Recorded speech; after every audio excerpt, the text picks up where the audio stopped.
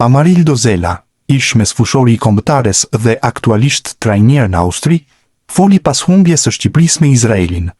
Kuqezin të mposhtën me 1 gol në pjesën e dytë, ndërsa miqësorja u luajt në stadiumin Air Albania. Zela u tregua kritik për Kristian Aslanin dhe aktivizimin e tij si titular, ndërsa fliste për kubi sportiv. Për mua Aslani është një lojtar që nuk ka ritëm. Në atë pozicion, sot në futbollin modern, pozicioni 6 që luan Aslani duhet të jetë një lojtar që ngre dhe ul ritmin. Aslani luan me një ritëm. Me respektin më të madh që ka luajtur gjithë këto ndeshje në kombëtare, prap unë si trajner nuk e shoh Aslanin në atë formacion të kombëtares. Aty kemi lojtar besoj edhe më të mirë se Aslani, edhe me fizikun më të mirë, edhe me ndërim ritmi. Se sot në atë pozicion duhet të kesh një anën defensive. Aslani nuk e shoh një ndeshje që të përplaset, të hyjë në duel me kundërshtarin. Sot po nuk fitove duelet defensive. Është shumë e vështirë që të arrish të ndërtosh. Se tek ana e ndërtimit, ai ka lëvizshmëri, por prap nuk ka ndërimin e ritmit. Nga ana defensive, çalon shumë. Aslani duhet të luajë më shumë në 45 metrat e fundit të kundërshtarit. Aty duhet të jetë më i rrezikshëm. Se në atë lojë që bën Aslani, merr topin nga gjimshiti dhe ajeti, mund ta bëjë çdo njeri. Ai në atë moment duhet i lejojë më shumë atyre hapësira për të dalë përpara. Ai kthehet dhe gjithmonë frenon ritmin e lojës. Dhe duke frenuar ritmin e lojës, i jep kundërshtarit më shumë kohë që të orientohet dhe të organizohet. Aty nuk kemi më hapësira që mund të çajmë hapësirat apo linjat me një pasim kuç. A do kitë guxim Maran ata unë në stol? Besoj se po. Ai nuk ka çfarë të mbas. Duhet të krijojë diçka të re tani. Aslanin i njohin të gjithë. Besoj se ka ardhur koha që ta marrë një tjetër lojtar këtë pozicion për mendimin tim. Aslan nuk është lojtar që bën diferencën. Dhe një lojtar që nuk bën diferencën, për mua është pak absurde. Nuk e di a nuk e shikojnë ato vetë, apo nuk duan ta shikojnë këto trajnera. Besoj se ky trajner është pak më me eksperiencë, dhe këtë gjë duhet ta shikojmë me më shumë umtësi. Në këtë pozicion është problematik shumë i madh te loja jonë. Te ndërtimi i lojës është kryesore shumë. E 4-3-3, lojtari me numër 6 është shumë kryesor. Ai ndërthues 2 linjat. Në sfidën e datës 3 qershor që Shqipëria humbi përballë Izraelit, trajneri Maran dhe Luis Hasa debutuan te kombëtarja e Shqipërisë. Tekniku italian i besoi minuta Hasës në pjesën e dytë. 22 vjeçari ishte pjesë e Kararezes në Huazim, teksa rikthehet te Napoli, të cilit i përket kartoni. Sot ishte përditësimi i fundit në Transfermarkt për mesfushorin shqiptar, që nga 3 milion euro, tashmë vlerësohet 4.5 milion euro. Nëse do t'ishte për lojtarët e Kararezes në serin B, Hasa quhet më i vlerësuari në treg. Sa i përket lojtarëve të kombëtares, mban vendin e 9. Besimi te Hasa është i madh. Kujtojmë se në mars ishte FIFA që i hapi rrugë për të përfaqësuar Shqipërinë. Mario Mitaj ishte pjesë e Shqipërisë në miqësoren e humbur me shifrat 1-0 ndaj Izraelit. Sipas mbrojtësit Kuqezi, paraqitja kishte qenë e mirë dhe duheshin vlerësuar të dyja anët e medaljes. Të them të drejtën, për mua ishte një test pozitiv. Ne bëm një ndeshje të mirë me shumë gjëra pozitive. Normalisht duhet të marrin edhe gjërat negative që duhet të përmirësojmë, por besoj që thjesht duhet të sistemojmë disa gjëra me trajnerin, dhe në të ardhmen do të kemi rezultate më pozitive. Luksemburgu? Në aspektin e cilësisë nuk jam në të njëjtin nivel si Izraeli, por besoj se do të jetë një test i mirë për ne, se do të kemi ndeshje zyrtare, dhe në këtë ndeshje mund të provojmë gjëra, lojtar të tjerë që mund të provojë trajneri. Por besoj se gjithmonë është mirë të luajmë miqësore, të shohim në çfarë gjendje jemi dhe çfarë kemi për të përmirësuar. Për mua është gjithmonë një krenari të luaj me Shqipërinë. E më pëlqen shumë kur vi këtu në Shqipëri dhe luaj, se tifozët kanë ardhur gjithmonë na kanë mbështetur. Një falënderim të madh për mbështetjen që na kanë treguar gjatë çdo ndeshje, tha Mitaj. Trajneri i kombëtares shqiptare Rolando Maran do të ketë zgjedhjet shumë të kufizuara sa i përket emrave që mund të hedhë në fushën e lojës për ndeshjen e dytë miqësore ndaj Luksemburgut. Trajneri nuk kishte në dispozicion kundër Izraelit sulmuesin Myrto Uzuni, edhe pse fillimisht ky i fundit ishte parashikuar si titular në ndeshje në fjalë. Sulmuesi mbeti jashtë për shkak të një viroze, duke mos u stërvitur në ditët e fundit, dhe FSHFB bëri të ditur se kjo situatë vazhdonte edhe në ditën e sotme, kur ekipi bëri seancën e zakonshme post ndeshje. Por këtë herë, Uzuni nuk është i vetëm. Edhe Anis Mehmeti, i cili luajti titular në ndeshjen ndaj Izraelit, rezulton me simptoma virale dhe për këtë arsye është lënë pushim sot në monitoring nga stafi teknik.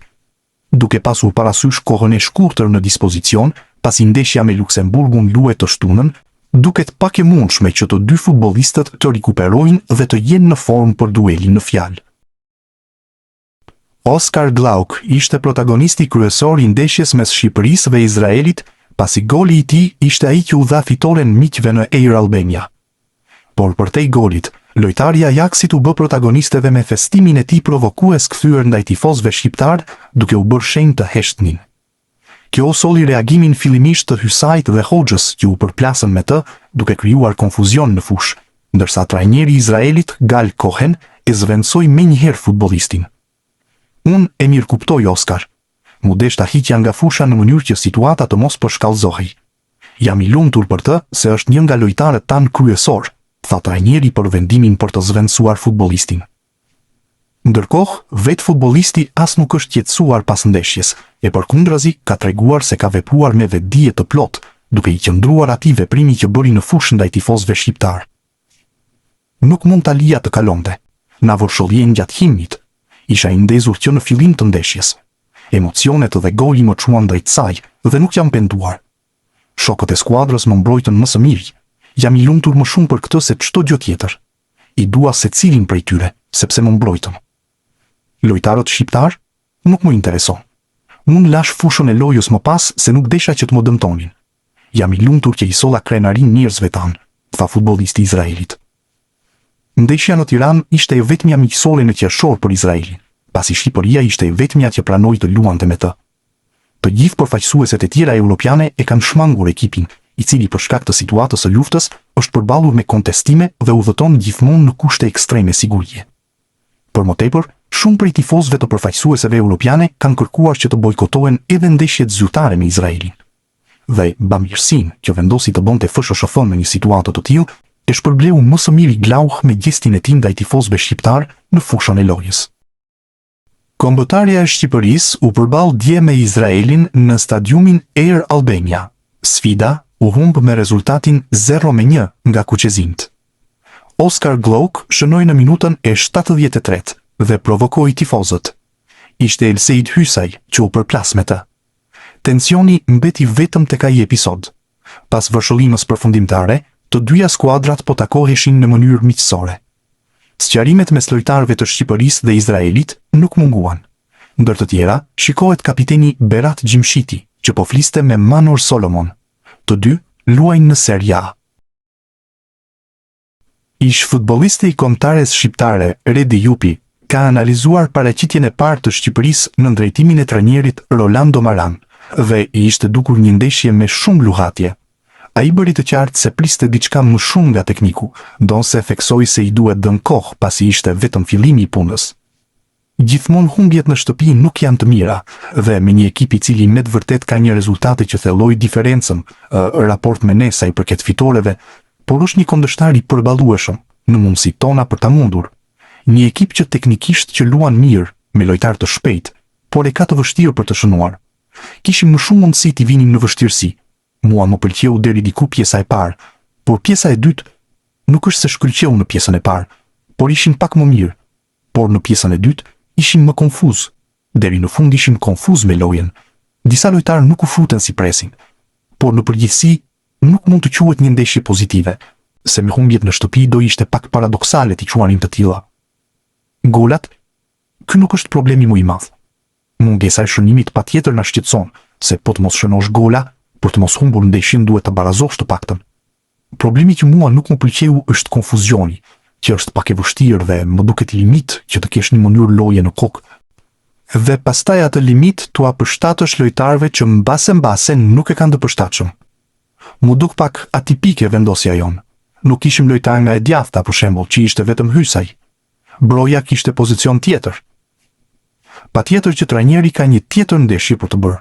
Është vetëm ndeshja e parë e tij. Mua më shqetëson gjithmonë, ashtu si tha Mehmeti, që bëm një ndeshje shumë të mirë. Më shqetëson ky perceptimi i gabuar që këta kanë për ndeshjet. I falet se mosha është e re e tjerë. Po trajneri ishte pak, duhet ta kishte përcaktuar pak më mirë. Ai nuk do thotë që nuk ishte ndeshje e mirë, mora pozitive e negative, por e kishte perceptuar mirë, që kishte marrë mesazhet e duhura. Unë shpresoj shumë në inteligjencën e tij. Personat inteligjentë mësojnë nga humbjet dhe din ta kthejnë në mësim. Janë ata që mësojnë shpejt, që marrin shpejt mesazhet nga skuadra dhe ndeshja. Se objektivat nuk janë të fitojnë miqësoret. Ne moralisht patjetër na godasin këto, por objektivi ynë është të shkojmë në Europian, tha ndër të tjera Jupi për Supersport.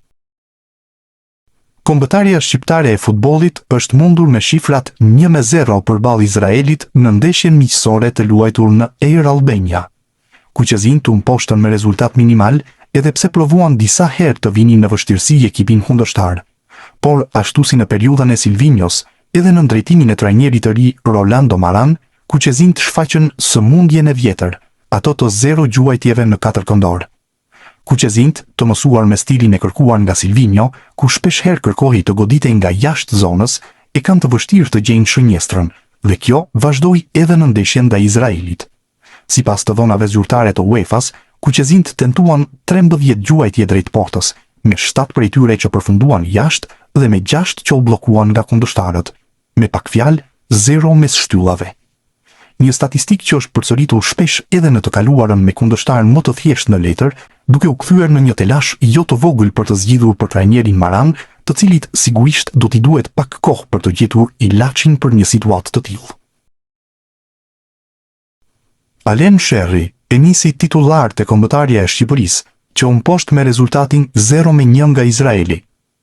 Miqësorja në Air Albania ishte e dyta e portierit Sherri me fanellën kuqezi, ndërsa e para si titullar. Të them të drejtën, duke marrë parasysh situatën tek ekipi, që vjen nga një ekip që jam aktivizuar shumë pak, nuk e prisja të them të drejtën. U mundova të jap maksimumin. Nuk ke nevojë për motiv kur luan për kombëtaren. Unë e provoj për herë të parë sot. Kur luan me kombëtaren, është ndjesi që të ecin këmbët vet, hidhësh vet, është ndjesi komplet tjetër. Më vjen mirë për paraqitjen, por shumë keq për rezultatin. Duke parë dhe lojën, shpresoja shumë që minimumi të merrnin nga kjo ndeshja një barazim. Krijuam shumë raste, kishim mundësi për të fituar ndeshjen, por që u ndëshkuam nga një kundërsulm. I pari që njoftova? Ja them nënës, por me raste, se është pak problem dhe kur ja them dhe kur nuk ja them. Kur nuk ja them mërzitet që nuk luaj. Kur ja them ka shumë emocione se do luaj. Këtë herë i thash rrjeqet. Krenar për fëmijën e vet. Është diçka shumë e rëndësishme për familjen tonë. E kam pritur shumë gjatë. Më erdhi në një moment që nuk e prisja, por që jam shumë krenar që ndodhi në vendin tim. Para prindërve të mi, familjes sime dhe djalit tim, është shumë e veçantë për mua. Dhe kjo gjë më bën shumë të lumtur. U shpreh Sherri për Supersport. Trajneri i kombëtares, Rolando Maran, është shprehur pas ndeshjes së tij të parë në stolin kuqezi, se i kishte parashikuar vështirësitë që do kishte ekipi në një proces mësimi, duke u përshtatur me idetë e tij. Një mëkat. Sot shpresoja të merrja një fitore për tifozët, për ne, sepse kur e nis një punë, është mirë ta nisësh mirë. Pjesërisht loja ishte mirë, më pak një pjesë tjetër. Ajo që më pëlqeu ishte ku munduam të bënim ndeshjen, në nivel situatash që kishim shumë, jo gjuajtje. Pastaj humbëm pak ekuilibrin, dhe ky është aspekti ku duhet të punojmë që të mos kemi humbje ekuilibri. Jam dakord se në pjesën e parë bëm më mirë, se kishim ekuilibër sipas meje. Mungoi në pjesën e dytë. Në pjesën e dytë për të bërë më shumë, humbëm ekuilibrin, dhe aty u bë më e vështirë, se Izraeli është ekip shumë teknik dhe e vështirë ta ndalojmë pa kohën e duhur të presionit. Pozicionet janë të lehta. Duhet të kemi 5 lojtarë në të gjithë sulmin që ndorohen. Nga një anë nga karakteristikat, vendosa lojtarët ku ndjehen më mirë. Vendosa Hoxhën, që ishte më i hapur, të ndorohej me Mehmetin. Nga ana tjetër, kishim Laçin dhe Hysain që në mbajtje topi duhej të bëhej i pestë. Sipas meje nuk bëm keq në pjesën e parë, por në të dytën, kur e sheh që sa humb ekuilibrin nisin kundër sulm, bëhet më e vështirë. Koha ishte e paktë, por edhe sot më shërbeu shumë të shihja disa situata në fushë që do jenë mësim për ne. Se unë po mundohem të bëj diçka më shumë, të luaj më shumë në gjysmë fushën kundërshtare. Kjo ka sjellë më pak në disa pjesë të tjera, dhe duhet të gjejmë ekuilibrin. Për fat të keq është humbje. Është më mirë të punosh me fitore, por më dha input mbi aspekte të rëndësishme që të punojmë me këta lojtarë në vijim. Lojtarët janë munduar të bëjnë gjërat që i kanë kërkuar, kanë vënë përkushtimin. Padyshim disa gjëra duhen përmirësuar, por e prisja këtë. Ishte ndeshja më e parehatshme, jo për vlerën, por llojin e kundërshtarit, që janë të mirë në mbajtje topi e që mund të na krijonin probleme me presionin, dhe që duhet ta përmirësojmë. Broja? Ai duhet të ishte më shumë pikë referimi qendrore, por karakteristikat e bëjnë të lëviz. Sipas meje ai duhet jetë më shumë pikë referimi. Për to ishte hera e parë, ka punuar 3 ditë me mua, ka gjëra që duhet përmirësuar. Por ai u mundua të bënte gjëra që i kërkova, por edhe shkoi të gjente hapësira në krah, se sulmuesi ka nevojë të gjejë kontaktin me topin në momentin kur nuk e çonim ne te ai. Janë gjëra që duhet të sistemohen. Nuk mund të jemi lumtur për rezultatin, por për paraqitjen them se pash gjëra pozitive e negative. Ndoshta prisja të punoja me rezultat pozitiv, por mua më ka shërbyer shumë, se më jep indicje se ku mund të punoj më shumë. Mikpritja? Tani kam provat, kam gjetur një mikpritje të shkëlqyer, ndaj nuk jam i kënaqur sot, se ishte e mirë të shpërbleja të gjithë me paraqitje dhe rezultat të mirë. Por e dinim që ishte ndeshje nxemjeje, dhe shpresoj që të shpërblej këtë ngrohtësi që kam marrë deri tani, tha Maram për Supersport. Arber Hoxha ka luajtur sot një ndeshje me Shqipërinë jashtë pozicionit të zakonshëm në të majtën e sulmit, duke qenë më i tërhequr. Kjo është mënyra si trajneri do të luaj. Kishim pak stërvitje me trajnerin e ri, por çdo ditë po ndjehemi më mirë. Nuk kishim fat te goli, goditëm portën, krijuam raste dhe nuk shënuam. Të vëmb? Normale, se besoj se u paraqitëm mirë. Edhe në pjesën e parë krijuam shumë raste.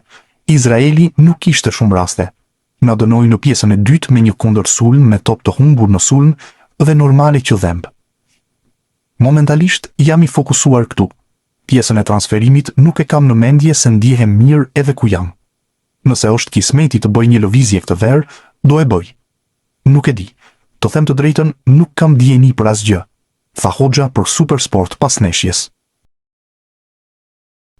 Anis Mehmeti foli pas ndeshjes që Shqipëria humbi me rezultatin 0-1 ndaj Izraelit. Sulmuesi i kombëtares tha fjalën e tij nga stadiumi Air Albania. Shumë mirë u ndjeva. Nuk më pëlqejnë intervistat. Besoj se kemi bërë ndeshje shumë të mirë. Më erdhi pak keq se nuk bëra golin në minutën 2. Duhet ta kisha bërë patjetër. I ngarkuar? Nuk besoj. Është thjesht momenti. Kur ma dha krosimin Hysaj, nuk e pash. Erdhi me pak vonesë. Ndoshta duhet ta godisja me kokë. Roli? Fazën defensive e bëja si sulmues. Kur ishim me topin, isha si numër 10, por majtas. Se Arber Hoxha ishte sulmuesi i krahut dhe unë isha në rolin e 10, por majtas. Laçi në rolin tim dhe Hysaj me topin shkonte djathtas. Ky është pozicioni i preferuar. Ose sulmuesi i krahut, majtas. Premier League? Jam gati. Kam punuar për këtë moment. Shpresoj të jap maksimumin. Ëndër të luash në Premier League. Jam shumë i gëzuar dhe jam gati. Ndryshimi në stol? Me këtë trajnerin e ri, kam ecur mirë. Sot fillova në formacion dhe po vazhdoj. U shpreh Mehmeti për Supersport. Kristian Aslani foli pas ndeshjes që Shqipëria humbi 0-1 ndaj Izraelit. Miqësoria u luajt në stadiumin Air Albania. Ka qenë shumë pozitiv. Trajneri është shumë rob i mirë, do pressing të lartë dhe agresivitet. Kemi pasur vështirësi në pjesën e parë, sepse ishin me 2 mesfushor dhe unë me Ramadanin ishim pak do dalim apo jo. Në të dytën, gati shkuam 1-1. Na vjen keq. Pësuam atë gol dhe na vjen keq sepse besoj kemi bërë ndeshje të mirë sot. Zgjedhjet i bën trajneri, por të gjithë çunat janë gati.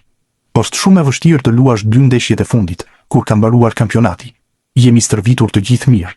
Tani, presim Luksemburgun. E ardhmja? Nuk e di. Beshiktashi ka të drejtë blerje deri më datë 15. Jam gjetur shumë mirë atje, kam luajtur të gjitha ndeshjet. Shpresoj të ri atje. Nuk i dihet. U shpreh Aslani për Supersport. Elseid Hysaj ka qenë përsëri protagonist në të 2 fazat e lojës për kombëtaren shqiptare në ndeshjen ndaj Izraelit. Të them të drejtën, kur luaj me fanellën e Shqipërisë, është objektivi të jap maksimumin derisa të kem fuqi, dhe kështu do të vazhdoj derisa t'ja dal. Ky është një trajner i ri, ka ide të reja, që besoj me kohën do sistemohen, se kemi pasur vetëm 4 ditë kohë që të rregullojmë aksione mbrojtëse e sulmuese. Por është pozitiv, sheh një lojë më sulmuese se sa kemi bërë më parë. Shpresoj që të gjitha të ndihmojmë që të jemi më mirë për ndeshjet e radhës. Tensioni? Futbolli kështu është. Unë nuk kam qejf të bëj këto skena. Por në momentin që pash lojtarin me gishtin në buzë duke u thënë tifozëve të pushonin, është impuls momenti. Kërkoj falje. Janë gjëra që ndodhin në futboll. Shqyr nuk ndodhi asgjë e rëndë. Unë jam pa kontratë. Jam 2 ndeshje për këtë vit. Pastaj kam folur me menaxherin. Po punon, do gjejmë situatat më të mirë, më të vlefshme dhe pastaj do t'rregoj. Se për momentin nuk më ka thënë as mua diçka. Tha Hysaj për Supersport pas ndeshjes. Rolando Maran debutoi me humbje te kombëtarja shqiptare. Kuqezinjt u mposhtën me rezultatin 0-1 nga Izraeli në stadiumin Air Albania. Golin e vetëm të miqësores e shënoi Oskar Gluh në minutën e 73. Maron mund të ngushëllohet me faktin që 2 trajnerë që shkruan historinë me Shqipërinë, po ashtu debutuan me humbje. Fillimisht, Gianni De Biasi, që njihet edhe si Miki Maran, ishte në stol për një miqësore në ndeshjen e parë. Shqipëria u mposht në transfertën e Gjorgjis me rezultatin 2-1. Ishte shkurti i vitit 2012. De Biasi më pas u bë trajneri i parë që dërgoi Shqipërinë në një kompeticion si Europiani. Trajneri i dytë që u bë pjesë e historisë me kuqezinjt ishte Silvinho. Tekniku brazilian po ashtu debutoi me humbje, ndërsa kombëtarja humbi 1-0 në transfertën e Polonisë. Ishte marsi i vitit 2023. Silvinho jo vetëm shkoi në grupet e një Europiani, por edhe udhëhoqi Shqipërinë në play-off të botërorit. Shqipëria e ka nisur me humbje etapën e saj në drejtimin e Rolando Maran, e mposhtur me shifrat 1-0 në Air Albania nga Izraeli. Në një ndeshje ku Maran kishte zgjedhur ta niste me Mehmetin në sulm për krah Brojës dhe Hoxhës, ishin kuqezinjt që kishin iniciativën pikërisht fal lojtarit të ri në repartin e avancuar, pasi ai tentoi disa herë të gjente rjetën. Por kuqezinjt nuk ja dolën të shënonin në një ndeshje që kishin mjaft mirë nën kontroll. Por një zbritje e shpejtë në të majtën e Glouh dhe një diagonale e tij në shtyllën e largët gjeti të pavendosur mirë prapavjen kuqezi dhe solli golin e vetëm të ndeshjes. Kjo pasi pavarësisht ndryshimeve të Maran, Shqipëria u shfaq më pas rrallë herë rrezikshëm në sulm, duke mos krijuar shkëndijën që pritej për të barazuar rezultatin, pavarësisht dëshirës që shfaqen kuqezinjt.